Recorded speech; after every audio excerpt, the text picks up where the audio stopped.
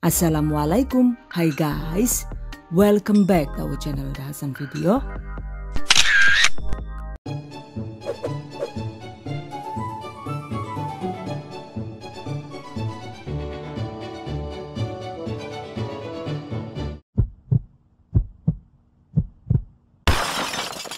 Bikin pai susu ekonomis yang bisa dijual 1000-an dong bun. Ini dia guys, pai susu ekonomis iri telur. Ada yang suka nggak nih? Yang jelas bahannya itu mudah didapat dan anti gagal. Pastinya cocok banget untuk camilan di rumah ataupun untuk ide usaha. Wow, amazing. Okay, I bet that you've been curious to know on how to make it. Just check it out.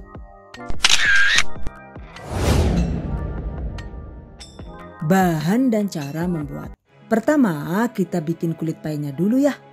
Bahan yang dibutuhkan yaitu 150 gram margarin dingin, 250 gram terigu serbaguna atau menggunakan terigu protein rendah juga boleh. Aduk dengan menggunakan tangan bersih hingga berbentuk butiran seperti pasir.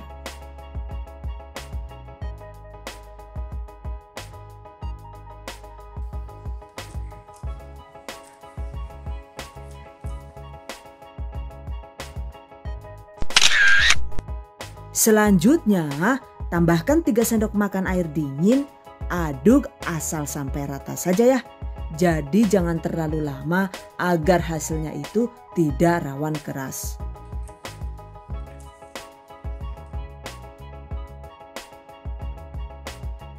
Oke, bulatkan. Jika perlu, simpan di dalam wadah tertutup atau plastik bersih seperti ini. Lalu istirahatkan adonan sekitar 15 sampai dengan 20 menit di dalam kulkas. Sambil menunggu kita siapkan cetakannya ya. Gunakan cetakan pai dengan ukuran sesuai selera. Bisa yang berdiameter 6,5 cm atau bisa juga menggunakan cetakan lebih kecil dengan diameter 5,5 cm seperti ini. Sebelum digunakan, olesi permukaan cetakan dengan sedikit margarin. Sisihkan. Kemudian balik lagi ke adonan kulit. Setelah disimpan di kulkas, sekarang waktunya dibentuk. Ambil secukupnya adonan. Agar sama besar, timbang adonan dengan ukuran sesuai selera. Bisa 17 gram, 16 gram, atau untuk hasil yang lebih melimpah bisa ditimbang masing-masing sekitar 15 gram saja. Dan ini karena mau dimakan sendiri agar lebih cepat ya saya timbang 17 gram per adonan. Oke, cetak adonan seperti ini.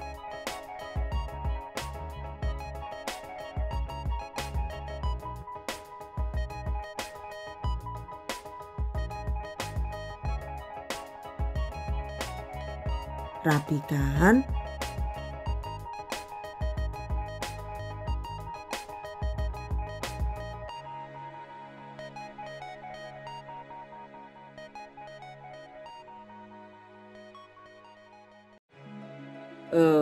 Proses mencetaknya ini emang butuh kesabaran tingkat dewa ya guys.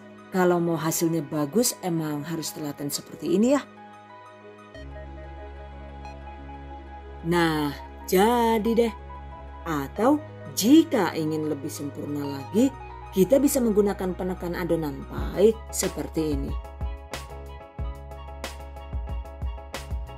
Caranya itu kira-kira seperti ini ya. Ini saya menggunakan sisi penekan yang berdiameter kecil karena cetakan yang saya gunakan juga kecil. Oke, rapikan. Dan ini dia guys, hasil kulit pai yang dicetak dengan bantuan penekan adonan. Benar-benar bisa rapi sih. Cuma menurut saya jadi memakan waktu lebih lama dan lebih ribet. Catat. Oke guys, Jika sudah dicetak semua, selanjutnya tusuk-tusuk bagian dasar adonan dengan menggunakan garpu seperti ini agar kulit pie-nya itu nantinya tidak rawan menggembung saat di oven. Sisihkan. Kemudian siapkan isian custardnya ya. Bahan yang dibutuhkan yaitu ada 150 ml air minum atau air matang, 1 sendok makan gula halus, 1 sendok makan tepung maizena atau bisa juga diganti dengan tepung custard, aduk rata.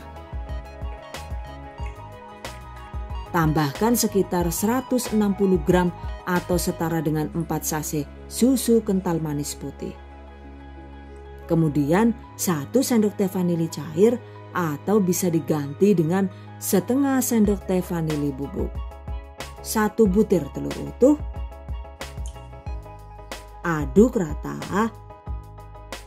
By the way, mengaduknya ini cukup pelan-pelan saja ya. Jadi tidak perlu dikocok kasar hingga berbusa, karena jika diaduknya itu terlalu keras, adonan custardnya itu jadi rawan berbusa saat dipanggang. Dan jika perlu, kita bisa menambahkan sedikit pewarna kuning agar hasil warnanya itu bisa lebih solid. Cuma karena ini sudah menggunakan telur omega yang kuningnya itu cetar, jadi tanpa ditambah pewarna juga hasilnya sudah cukup kuning cantik. Oke, saring agar hasilnya lembut maksimal.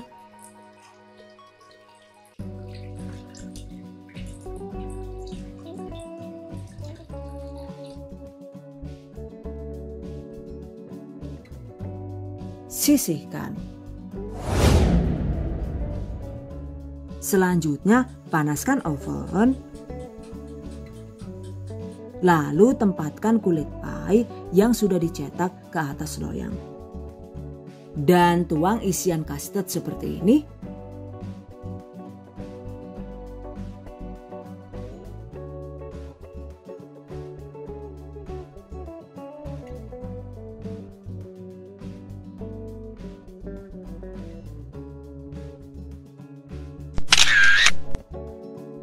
Setelah oven panas, masukkan loyang.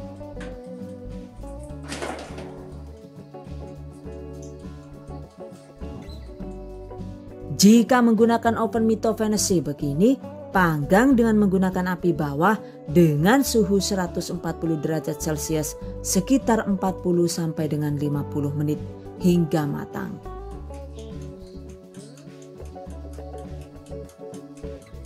Jika muncul gelembung begini, agar hasilnya itu mulus, pecahkan gelembung dengan menggunakan tusuk sate atau tusuk gigi seperti ini.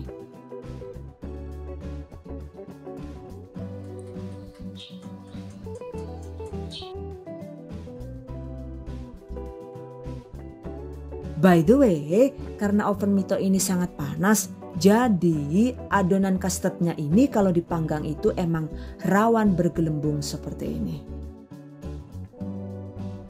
Tapi tidak masalah ya, nanti kalau sudah diangkat juga akan kembali kempes.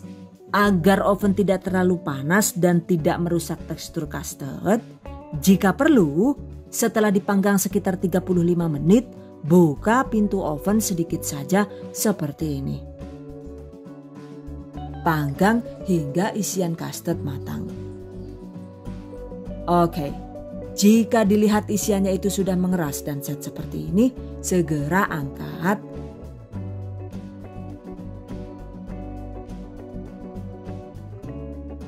Dan ini dia hasilnya. Pie susu ekonomis sudah jadi. Biarkan hingga benar-benar dingin. By the way, jika dipanggang dengan oven tangkring juga caranya hampir sama ya. Pie susu dipanggang dengan menggunakan api agak kecil hingga matang. Durasinya itu sekitar 50 sampai dengan 60 menit tergantung panas kompor masing-masing.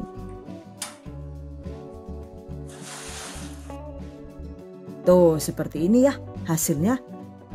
Ini karena dipanggang dengan api kecil, hasil kastednya itu terlihat lebih mulus. Cuma durasinya itu lumayan lama, yaitu sekitar 1 jam lebih 10 menit. Jadi emang harus ekstra sabar ya.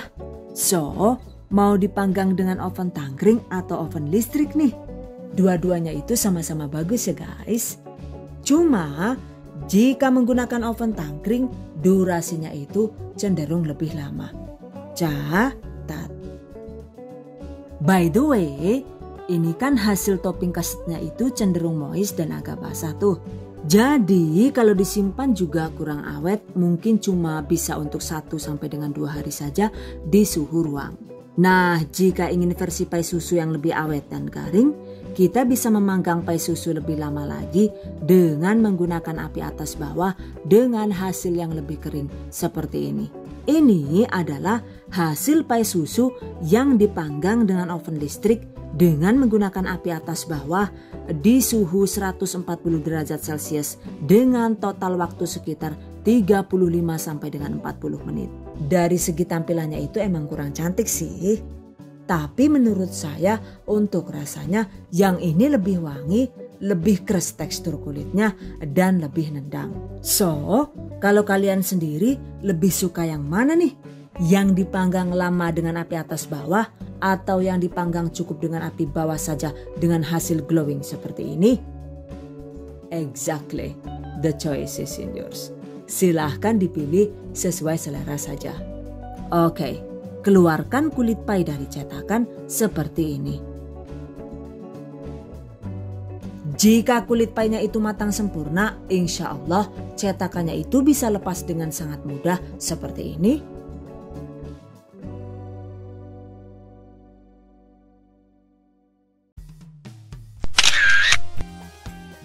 Dan jika painya itu sudah dingin, segera kemas di wadah tertutup. Selesai. By the way, untuk hasil pai susu yang glowing maksimal, katanya sih sebelum diisi custard, sebaiknya panggang kulit pai sebentar saja, yaitu sekitar 5 sampai dengan 7 menit dengan suhu sedang. Seperti ini. Setelah itu keluarkan kulit pai, lalu baru kita tambahkan custardnya seperti ini. Kemudian panggang lagi dengan api kecil jika menggunakan oven tangkring atau panggang dengan suhu rendah jika menggunakan oven listrik.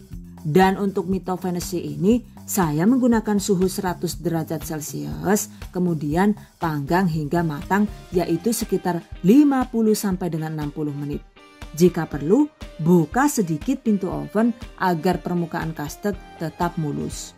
Setelah matang, angkat. Ini dia hasilnya.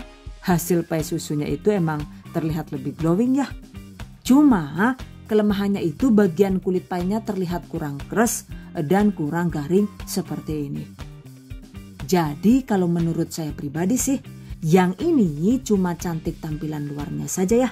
Dari segi rasa nilainya itu B saja, alias kurang greget karena tekstur painya itu cenderung moist dan terlalu lembut.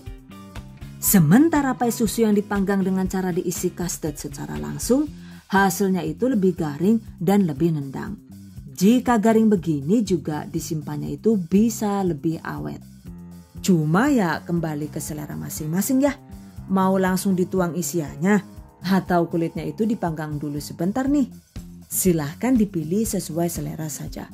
By the way, untuk kulit pai susu ini jika suka juga kita bisa menambahkan 1 kuning telur seperti ini. Cuma menurut saya pribadi sih, hasilnya itu nyaris tidak bisa dibedakan dengan kulit pai yang tanpa menggunakan telur. Jadi kalau mau irit ya sebaiknya asal menggunakan margarin dingin, kemudian air yang digunakan itu juga dingin, lalu aduk adonan sebentar saja asal sampai rata, maka tanpa menggunakan telur juga hasilnya itu bisa lembut dan renyah. Alias tidak kalah mantap dengan kulit pai yang versi menggunakan telur. Catat. Oke guys, demikian tadi cara membuat pai susu ekonomis ala The Hasan Video. Semoga bermanfaat. Dan bagi para pejuang keluarga yang menggunakan resep ini untuk ide jualan, semoga dilancarkan ya, diberi kemudahan untuk usaha. Amin. Dilimpahi rezeki barokah dan turah-turah. Amin. Tetap semangat dan selalu berusaha. Insya Allah semoga bisa sukses dunia dan akhirat. Amin. Okay, I hope you guys enjoy this tutorial today. Thank you so much for watching. See you guys next time. Wassalamualaikum warahmatullahi wabarakatuh.